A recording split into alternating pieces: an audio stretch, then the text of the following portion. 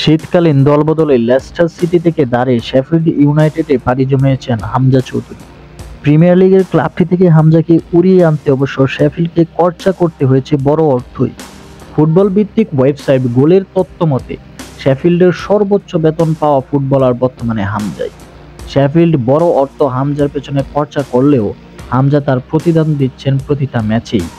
চ্যাম্পিয়নশিপের ক্লাবটিতে যোগ দিয়ে প্রতিটা ম্যাচেই হামজা নিজের ঝলক দেখিয়ে যাচ্ছেন, পাচ্ছেন সমর্থকদের ভালোবাসা।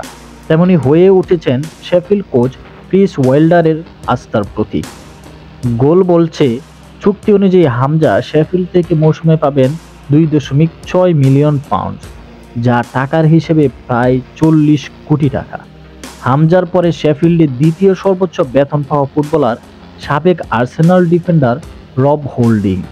তার জন্য মৌসুমে শেফিল্ডকে খরচা করতে হয় 2.34 মিলিয়ন পাউন্ড। আর সর্বোচ্চ আয়ের দিক থেকে 3 নম্বরে আছেন ফরওয়ার্ড বেন বেরেটন দিয়াজ। তার আয় মৌসুমে 1.82 মিলিয়ন পাউন্ড। শীতকালীন দলবদলে দল গুছিয়ে নিতে বেশ ভালো খরচাই করেছে শেফিল্ড। গোলের তথ্যমতে চলতি মৌসুমে চ্যাম্পিয়নশিপের দলগুলোর মধ্যে তৃতীয় সর্বোচ্চ খরচ করেছে শেফিল্ড ইউনাইটেড। লক্ষ্য তাদের আবারও প্রিমিয়ার লিগে ফেরা। সেই লক্ষ্যে সঠিক পথেই আছে তারা। 33 ম্যাচে 70 পয়েন্ট নিয়ে হামজাদের দল আছে চ্যাম্পিয়নশিপের 2 নম্বরে। সমান ম্যাচে 72 পয়েন্ট নিয়ে লিডস ইউনাইটেড আছে সবার উপরে।